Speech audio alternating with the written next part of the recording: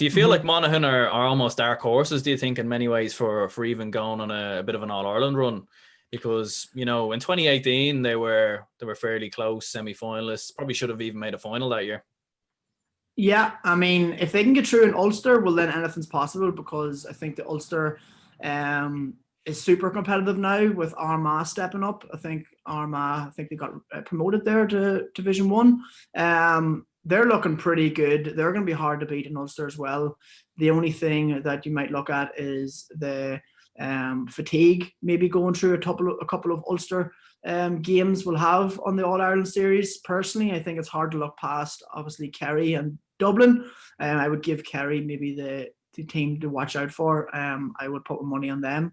I think Dublin are going through a slight transition period at the minute with some new forwards and whatnot. But Monaghan just have to get through Ulster, and then anything's possible. I think they do play probably Dublin, the Leinster champions, in the semi-final.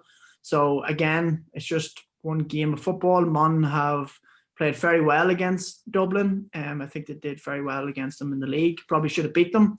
Dublin came back. So I think Monaghan probably owe Dublin one, but I know Monaghan players, they will not be looking past Ulster campaign and then take it from there. If they can get Ulster, well, then it's just 2 games to win the All-Ireland. They won't be looking at any semi-finals until they get through Ulster first.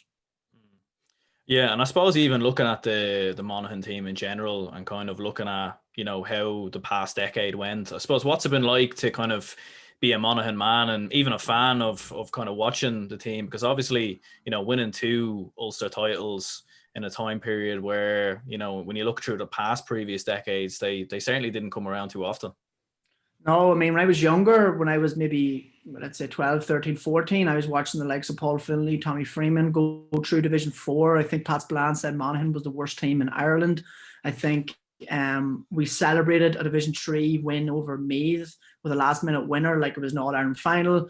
I remember going to playoff or qualifier games against Longford and getting beaten in Clonus. So there's definitely a lot of dark days, me in my teens. But then probably since 2013, it's been really, really good. A lot of that may have been coming with the great minor teams. My minors came through. I think there was a double win in 2013. The Monaghan Minors won 2013 championship as well. So a lot of those players have stepped up, allowed Monaghan to win more Ulster championships in the last couple of years. So there's definitely a lot of dark days, but I think the work that the county board has been doing with underage teams and the new development centre, I mean, Cloughan is obviously getting better every year, and they have really focused on the underage development in the early decades. So I think that's coming to show, and there's even more youth coming through now and breaking through the under 20 teams and then the seniors. So the future's bright for Monaghan, which thank God, because there was one stage where it wasn't too great. And I suppose that those titles almost come as a surprise even in 2013, because as you said before, we were in Division 3 at that time. So was there any kind of expectation even leading into 2013 that maybe you could potentially cause an upset? Because obviously Donegal were, just recently All-Ireland champions. So I don't think anyone really had have expected Monaghan to do what they did that year.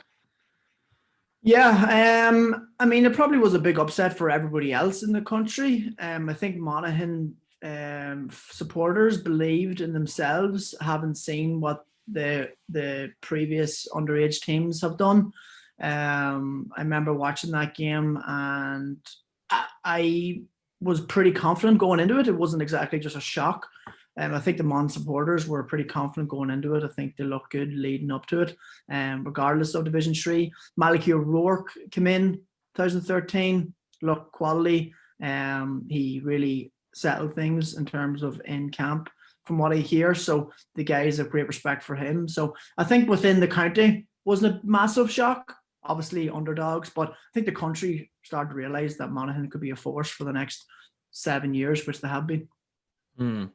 Absolutely, yeah. I think winning those two Ulster titles definitely kind of set the bar very high for Monaghan, and I think it's even something that a lot of other counties can even take inspiration from and actually follow probably in the next kind of 5 to 10 years or so. Do you think this Monaghan team get the credit they deserve sometimes? Because obviously a lot of people are probably used to Monaghan being this kind of successful team that they are now. But as we were speaking earlier, 10, 15 years ago, they certainly weren't. So do you think that a lot of these players get the credit they deserve? Yeah, I think a lot of the players that are now with the Monaghan team, they've came through university, they've won Sigersons. I think a lot of the players are well respected around Ulster. A lot of the players, there's maybe 6 or 7 Scotstown players, won a lot of championships. So there's definitely respect within the county. Regarding outside the county, I think that if you ask maybe someone from Waterford, Wicklow, they would respect Monaghan and they would count them as a good outfit. Monaghan have been Division 1 for how many years now on the trot. So I think everybody gives them the credit that they deserve because, like I said, Pats Bland definitely showed them disrespect maybe 10 years ago. But I think even Pats Bland now would give them credit. Yeah, and I suppose Pats Bland isn't one to shy away from digging into teams from Ulster anyway.